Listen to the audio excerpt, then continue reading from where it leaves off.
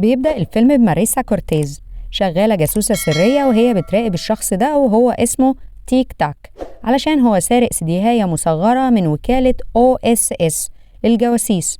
وماريسا بتبلغ رجالتها إنهم يقبضوا عليه، لكنه بيكون معاه قنابل زمنية بتوقف الزمن وتجمد كل حاجة وبيهرب. فهي بتقرر تطارده بنفسها وهي ناسية إنها حامل وبطنها قد كده قدامها، تفصيلة صغيرة راحت منها ما تقصدش. وهي بتقول لرئيسها عادي الواحدة ممكن تعمل تمارين لحد يوم الولادة، وبتكون ناسية إنها هتولد النهاردة، برضو تفصيلة صغيرة ما خدتش بالها معلش. وبتبدأ آلام الولادة معاها وبتتصل على زوجها وبتقوله إنها هتولد، وهو كمان ما يعرفش إنها جاسوسة أصلا. معلش تفصيلة صغيرة راحت منها. وفاكرها مصممة ديكور وبيقول لها إنه هيحصلها على المستشفى، وهي ما زالت بتطارد تيك تاك وبتنزل من السيارة وراه وبتضرب رجالته عادي جدا وبتقبض عليه. وبيجي رئيسها ياخد السديهاية اللي بيكون فيها معلومات عن مشروع علمي قديم اسمه أرماجيدون، وهو سلاح قوي جدا ممكن يدمر البشرية. وتيك تاك بيقول لهم إن الوقت محدش بياخد باله منه إلا لما بيخلص. وماريسا بتروح تستقيل لأنها خلاص هتبقى أم وعايزة تهتم بعيلتها، وبتقول لرئيسها إنها مش عايزة أولادها يعرفوا إنها كانت جاسوسة، وهو بينصحها إنها تعرفهم الحقيقة. في المستشفى بيكون زوجها وولاده من مراته الأولانية اللي ماتت مستنين ماريسا علشان توصل. ولاده هم ريبيكا وسيسيل، وبيقول لهم على برنامج هو بيجهز له، وهو مذيع تلفزيوني وبيتكلم البرنامج بتاعه عن مطاردة الجواسيس وبيسألهم عن رأيهم. وبنته بتقول له جواسيس ايه؟ جواسيس ايه اللي هتطاردهم؟ هو اصلا فين الجواسيس دول؟ لما بتوصل ماريسا بنته بتتريق عليها وتقول لها مرات بابا دايما متأخرة كده، واصلا البنت ما كانتش بتحبها. وماريسا بتخلف بنته وبتكبر شوية وبتكون عبارة عن قنبلة غازات. ولما باباهم بينزل يفطر معاهم بيلاقي ان الوقت بيجري بسرعة ووقت الفطار خلص ولازم يمشي، وولاده بيكونوا زعلانين انه دايما ما عندوش وقت ليهم. وهو بيقول لهم بس اصبروا عليا 5 سنين كمان انجح في شغلي وانا يبقى عندي وقت كتير علشانكم. وبيوصيهم يتعاملوا كويس مع مرات باباهم ماريسا. الوقت بيبدأ يخلص بشكل مش طبيعي ويمر بسرعة، ومدير الوكالة بيعرف ان ده عبارة عن تغيرات بيعملها جهاز أرماجيدون. بالليل لما بيرجع الأب ابنه بيقوله علمني أكون مطارد للجواسيس، فبيقعد يتكلم معاه. وبعدين ابنه بيسأله بابا انت مسكت كام جاسوس لحد دلوقتي؟ فهو بيقوله لسه ما مسكتش ولا واحد. وابنه بيقوله يعني انت مش بطل خارق؟ فأبوه بيتحرج وبيغير الموضوع. البنت ريبيكا لما بتلاقي باباها قام مهتم بالبيبي الصغيرة أختهم بتقوم متضايقة، وسيسيل بيقوم يشوفها. وماريسا بتقول لزوجها أنا حاولت كتير بس مش عارفة ليه ريبيكا بتكرهني، وهو بيقول لها هي بس لسه مش واخدة على الوضع معاكي. فريبيكا بتقول لأخوها إنه من ساعة ما باباها اتجوز ما بقاش عنده وقت ليهم، وكمان ماريسا أكيد مخبية حاجة علينا وإنها أكيد شريرة ومش بتاعة ديكور. وأخوها شايف العكس. وريبيكا بتكون مجهزة مقلب لأنها بتحب المقالب، وقالت إن المقلب ده هتعمله لو ماريسا دخلت عليهم. وماريسا بتيجي تديهم علبة فيها صور بتاعتهم وهم بيبي صغيرين مع مامتهم علشان تقرب منهم، وبتقول لهم أنا عمري ما هاخد مكان مامتكم. وبعدين ماريسا بتدي ريبيكا سلسلة كانت مامتها عطتها لها وهي صغيرة عشان تحميها، وماريسا كانت شايفة إن دي حاجة عائلية ومميزة فبتديها لريبيكا علشان هي كمان مميزة.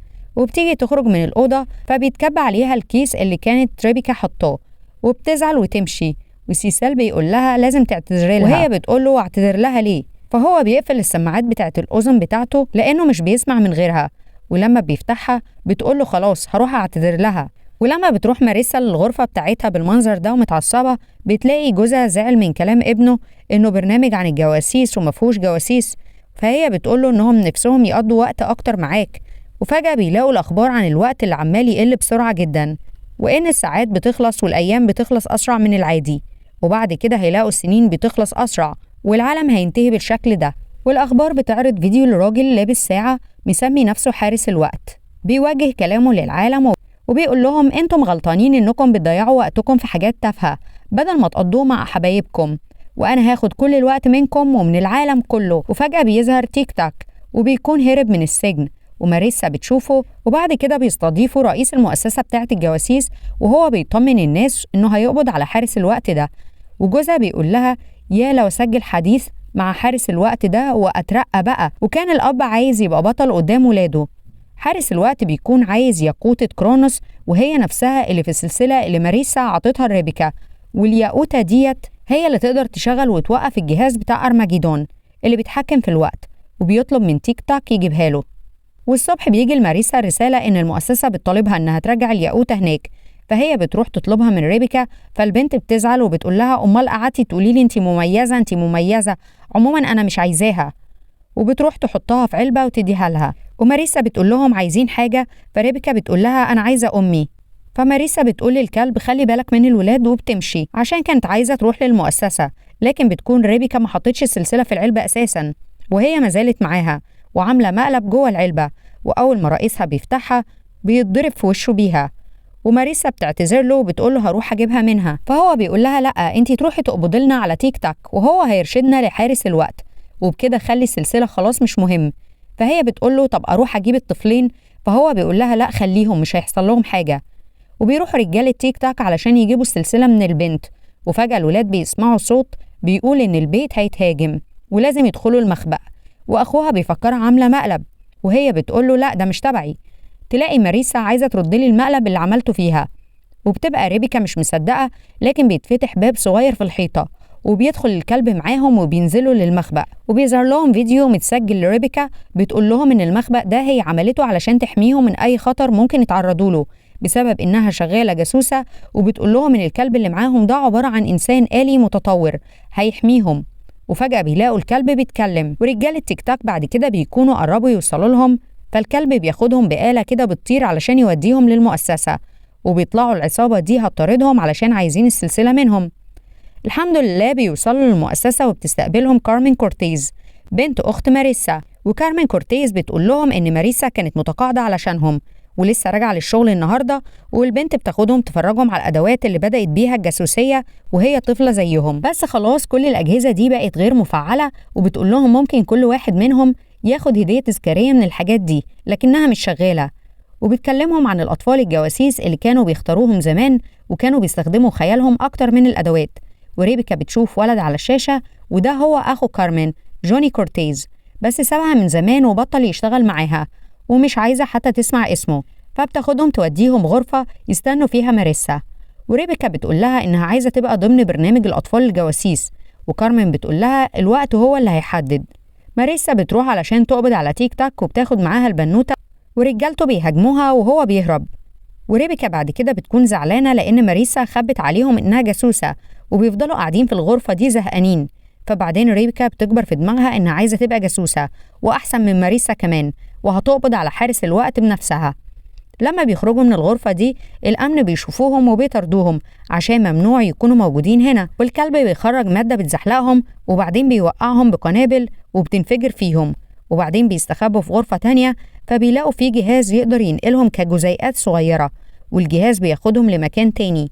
وماريسا بتتصل بكارمين وبتعرف إنهم خرجوا، والولاد بيروحوا مكان كله ساعات علشان يدوروا على حارس الوقت، وبيفضلوا ماشيين في المكان لحد ما بيدخلوا المكان تاني من خلال ساعة عملاقة. وباباهم بيكون رايح علشان يصور البرنامج بتاعه وبيحاول يلاقي عصابة حارس الوقت، والمصور بيقوله إنه لازم يقضي وقت أكتر مع أولاده لأنه الوقت بيعدي وبعد كده هو هيندم. لكن بعد كده الولاد بيلاقوا كمبيوتر وبيشغلوا عليه السيديهاية اللي اتسرقت في البداية، وبيلاقوا عليها تصوير لمشروع آلة سفر عبر الزمن، وبيعرفوا إن اللي بيشغل الآلة دي هي السلسلة. ولسه هيهربوا بيجي تيك تاك وبيجمدهم وبياخدهم لحارس الوقت وبيقول لهم عايز السلسلة. وفجأة بتيجي ماريسا وكارمين علشان ينقذوهم، وبتقول له سيب ولادي في حالهم. وريبيكا بتقول لها ولاد جوزك لو سمحتي. وأخوها بيقول لها يا ستي دي جاية تنقذنا مش وقتك خالص. فماريسا بتقول لهم لازم نقف في ظهر بعض علشان نخرج من هنا. وكارمين بتفعل الأجهزة اللي كانت معاهم وبيبدأ الهجوم، وبيقدر أبوهم يعرف المكان اللي فيه الجواسيس وبيدخل وبيصور من بعيد الخناقة دي وبيخرج من هناك. وتيك تاك بياخد السلسلة وماريسا والولاد بيهربوا من المكان. أما ريبيكا بتعتذر إنها ما ادتش ماريسا السلسلة، وماريسا بتعتذر لهم إنها ما قالت لهمش إنها جاسوسة وإنها عملت كده علشان تحميهم، وريبيكا بتشكرها إنها أنقذتهم. أبوهم بقى بيروح القناة علشان يشوف الفيديو اللي صوره وبيكتشف إن ماريسا جاسوسة وولاده كمان كانوا معاها، فطبعا بيدمر التسجيلات دي علشان كده هيتفضحوا وبيترفض.